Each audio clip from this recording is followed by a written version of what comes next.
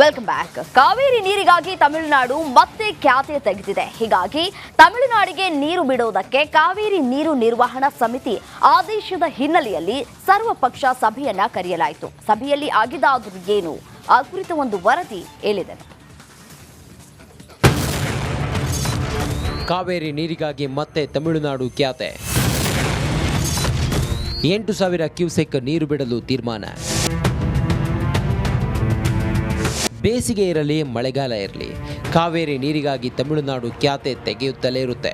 ಹೀಗಾಗಿ ಮುಂದಿನ ಹೆಜ್ಜೆಯ ಬಗ್ಗೆ ಚರ್ಚೆ ನಡೆಸುವ ನಿಟ್ಟಿನಲ್ಲಿ ಸಿಎಂ ಸಿದ್ದರಾಮಯ್ಯ ಸರ್ವ ಪಕ್ಷಗಳ ಸಭೆ ಕರೆದಿದ್ರು. ಸಭೆಯಲ್ಲಿ ಡಿಸಿಎಂ ಡಿಕೆಶಿ, ಕೃಷ್ಣ ಬೈರೇಗೌಡ, ವಿಪಕ್ಷ ನಾಯಕ ಆರ್ ಅಶೋಕ್, ಸದಾನಂದಗೌಡ ಸೇರಿದಂತೆ ಹಲವು ಪ್ರಮುಖರು ಭಾಗಿಯಾಗಿದ್ರು.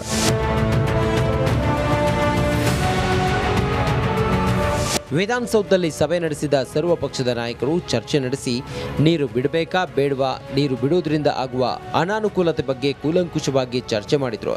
ಇದೇ ವೇಳೆ ವಿಪಕ್ಷಗಳ ಸಲಹೆಗಳನ್ನು ತೆಗೆದುಕೊಂಡ ಸಿಎಂ ಸಿದ್ದರಾಮಯ್ಯ ಕೊನೆಗೆ 8,000 ಕ್ಯೂಸೆಕ್ ನೀರು ಬಿಡುವುದಾಗಿ ನಿರ್ಧರಿಸಿದ್ದಾರೆ. ಜೂನ್ ಹಾಗೂ ಜುಲೈ ತಿಂಗಳು ಒಟ್ಟು 40.43 ಟಿಎಂಸಿ ನೀರು ಬಿಟ್ಟಿದ್ದೇವೆ. ಎಲ್ಲ ಪಕ್ಷದ ನಾಯಕರ ಅಭಿಪ್ರಾಯ ಸಂಗ್ರಹಿಸಿದ್ದೇವೆ. ಕಾವೇರಿ ನೀರು ನಿರ್ವಹಣಾ ಸಮಿತಿಯಲ್ಲಿ ಮೇಲ್ಮನವಿ ಹಾಕ್ತೇವೆ. ಪ್ರತಿದಿನ 8,000 ಕ್ಯೂಸೆಕ್ ನೀರು ಬಿಡಲು ತೀರ್ಮಾನಿಸಿದ್ದೇವೆ ಎಂದು ಸಿಎಂ ಹೇಳಿದ್ದಾರೆ. ಕಾತರ್ಕಿಯವರು ಹೇಳಿದ್ದು ನಾವು ನೀರನ್ನು ಬಿಡೋಕ್ಕೆ ಆಗೋದಿಲ್ಲ ಅಂತ ಹೇಳೋಕ್ಕಾಗಲ್ಲ.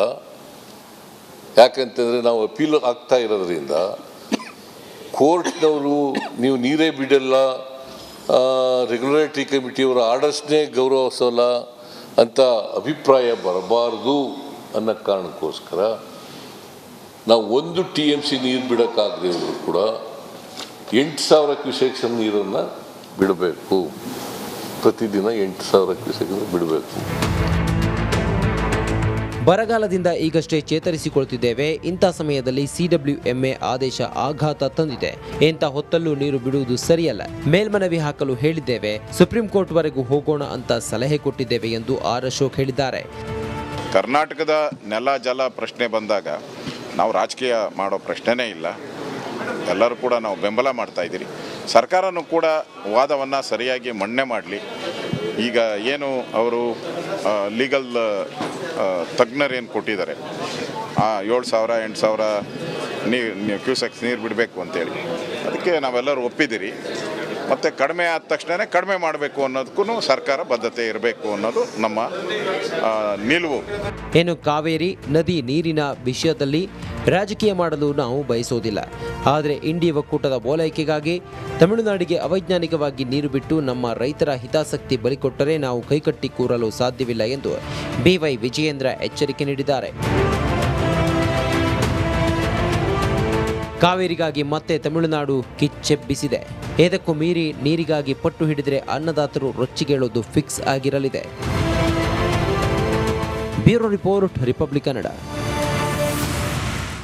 Welcome back. ಕಾವೇರಿ ನೀರಿಗಾಗಿ ತಮಿಳುನಾಡು ಮತ್ತೆ ಖ್ಯಾತೆ ತೆಗೆದಿದೆ. ಹೀಗಾಗಿ ತಮಿಳುನಾಡಿಗೆ ನೀರು ಬಿಡುವುದಕ್ಕೆ ಕಾವೇರಿ ನೀರು ನಿರ್ವಹಣಾ ಸಮಿತಿ ಆದೇಶದ ಹಿನ್ನೆಲೆಯಲ್ಲಿ ಸರ್ವಪಕ್ಷ ಸಭೆಯನ್ನ ಕರೆಯಲಾಯಿತು. ಸಭೆಯಲ್ಲಿ ಆಗಿದ್ದಾದರೂ ಏನು, ಆ ಕುರಿತ ಒಂದು ವರದಿ ಹೇಳಿದೆ.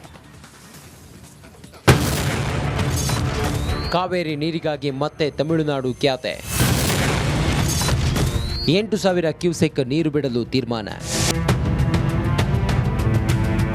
ಬೇಸಿಗೆ ಇರಲಿ ಮಳೆಗಾಲ ಇರಲಿ, ಕಾವೇರಿ ನೀರಿಗಾಗಿ ತಮಿಳುನಾಡು ಖ್ಯಾತೆ ತೆಗೆಯುತ್ತಲೇ ಇರುತ್ತೆ. ಹೀಗಾಗಿ ಮುಂದಿನ ಹೆಜ್ಜೆಯ ಬಗ್ಗೆ ಚರ್ಚೆ ನಡೆಸುವ ನಿಟ್ಟಿನಲ್ಲಿ ಸಿಎಂ ಸಿದ್ದರಾಮಯ್ಯ ಸರ್ವ ಪಕ್ಷಗಳ ಸಭೆ ಕರೆದಿದ್ರು. ಸಭೆಯಲ್ಲಿ ಡಿಸಿಎಂ ಡಿಕೆಶಿ, ಕೃಷ್ಣ ಬೈರೇಗೌಡ, ವಿಪಕ್ಷ ನಾಯಕ ಆರ್ ಅಶೋಕ್, ಸದಾನಂದಗೌಡ ಸೇರಿದಂತೆ ಹಲವು ಪ್ರಮುಖರು ಭಾಗಿಯಾಗಿದ್ರು.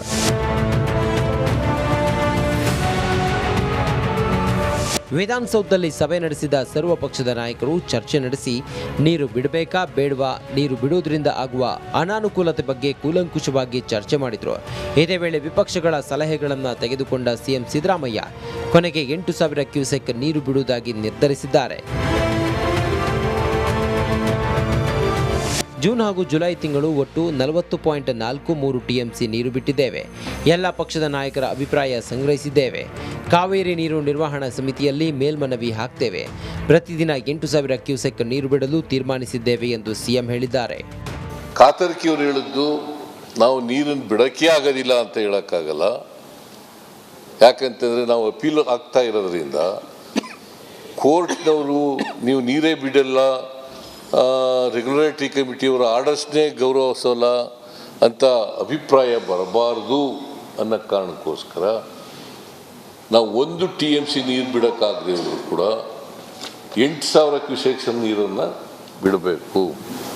ಪ್ರತಿದಿನ 8,000 ಕ್ಯೂಸೆಕ್ಸ್ ಬಿಡಬೇಕು. ಬರಗಾಲದಿಂದ ಈಗಷ್ಟೇ ಚೇತರಿಸಿಕೊಳ್ತಿದ್ದೇವೆ. ಇಂಥ ಸಮಯದಲ್ಲಿ CWMA ಆದೇಶ ಆಘಾತ ತಂದಿದೆ. ಇಂಥ ಹೊತ್ತಲ್ಲೂ ನೀರು ಬಿಡುವುದು ಸರಿಯಲ್ಲ. ಮೇಲ್ಮನವಿ ಹಾಕಲು ಹೇಳಿದ್ದೇವೆ. ಸುಪ್ರೀಂ ಕೋರ್ಟ್ ವರೆಗೂ ಹೋಗೋಣ ಅಂತ ಸಲಹೆ ಕೊಟ್ಟಿದ್ದೇವೆ ಎಂದು ಆರ್ ಅಶೋಕ್ ಹೇಳಿದ್ದಾರೆ.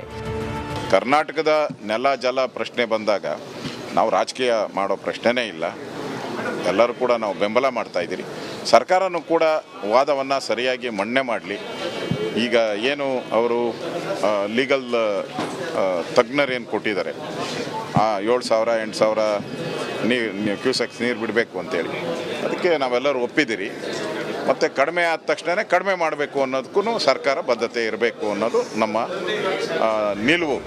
ಏನು ಕಾವೇರಿ ನದಿ ನೀರಿನ ವಿಷಯದಲ್ಲಿ ರಾಜಕೀಯ ಮಾಡಲು ನಾವು ಬಯಸೋದಿಲ್ಲ. ಆದರೆ ಇಂಡಿ ಒಕ್ಕೂಟದ ಓಲೈಕೆಗಾಗಿ ತಮಿಳುನಾಡಿಗೆ ಅವೈಜ್ಞಾನಿಕವಾಗಿ ನೀರು ಬಿಟ್ಟು ನಮ್ಮ ರೈತರ ಹಿತಾಸಕ್ತಿ ಬಲಿಕೊಟ್ಟರೆ ನಾವು ಕೈಕಟ್ಟಿ ಕೂರಲು ಸಾಧ್ಯವಿಲ್ಲ ಎಂದು BY ವಿಜಯೇಂದ್ರ ಎಚ್ಚರಿಕೆ ನೀಡಿದ್ದಾರೆ. ಕಾವೇರಿಗಾಗಿ ಮತ್ತೆ ತಮಿಳುನಾಡು ಕಿಚ್ಚೆಬ್ಬಿಸಿದೆ. ಇದಕ್ಕೂ ಮೀರಿ ನೀರಿಗಾಗಿ ಪಟ್ಟು ಹಿಡಿದರೆ ಅನ್ನದಾತರು ರೊಚ್ಚಿಗೇಳೋದು ಫಿಕ್ಸ್ ಆಗಿರಲಿದೆ. Bureau report, Republic Kannada.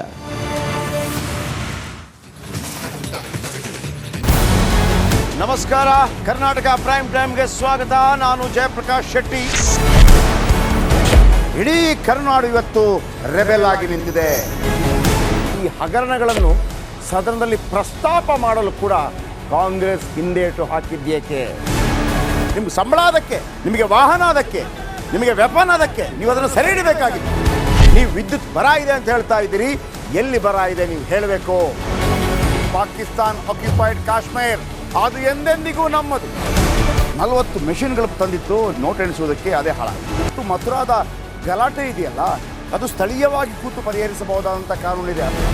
Guarantee ಯೋಜನೆಯಿಂದ ನಷ್ಟ ಆಗಿದೆ, ಲಾಭ ಆಗಿದೆ, ದಯವಿಟ್ಟು ಹೇಳಿ. Dawood Ibrahim most wanted criminal ಯಾವಾಗಾದ ಅಂದರೆ ಇಲ್ಲಿ ತನಕ ಭಾರತ ದೇಶದಲ್ಲಿ ಓರ್ವ ದಲಿತ ಪ್ರಧಾನಿಯಾದಂಥ ಇತಿಹಾಸವೇ ಇಲ್ಲ.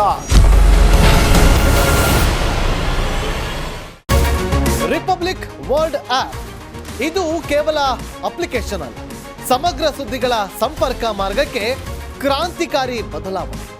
ರಿಪಬ್ಲಿಕ್ ವರ್ಲ್ಡ್ ಆಪ್ ಕೇವಲ ಸುದ್ದಿ ಅಪ್ಲಿಕೇಶನ್ ಅನ್ನ ಪರಿಚಯ ಮಾಡ್ತಾ ಇಲ್ಲ, ಬದಲಾಗಿ ಡಿಜಿಟಲ್ ಸುದ್ದಿ ಬಳಕೆಯ ಹೊಸ ಯುಗಕ್ಕೆ ನಾಂದಿ ಹಾಡ್ತಾ ಇದೆ.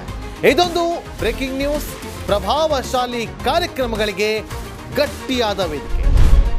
ರಿಪಬ್ಲಿಕ್ ವರ್ಲ್ಡ್ ಅಪ್ಲಿಕೇಶನ್ ಈಗ ಲೈವ್ ಆಗಿದೆ. ಗೂಗಲ್ ಪ್ಲೇ ಸ್ಟೋರ್ ಮತ್ತು ಆಪಲ್ ಆಪ್ ಸ್ಟೋರ್ ಎರಡರಲ್ಲೂ ಲಭ್ಯವಿದೆ.